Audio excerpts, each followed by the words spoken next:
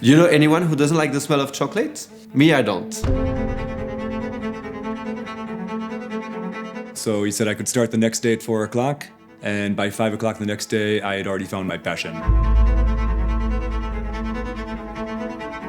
People knew it more than me, that it was my real path, that I had to follow more culinary than art.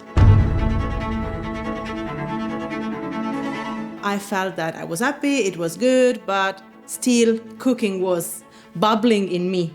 If you're really passionate about food industry, about food and gastronomy, just follow your dreams and make everything possible to make it happen. My chef saw a talent in me and a potential, so started showing me new things. I was learning things every day. Ever since then, I've always been trying to learn things. There's always something new to learn. Because I couldn't get excited about sitting behind a desk all day. I left my friends, I left my apartment 15 days after I was in the culinary school. Sometimes, if you are hesitating or if you have to make a choice, choose yourself, choose your passion.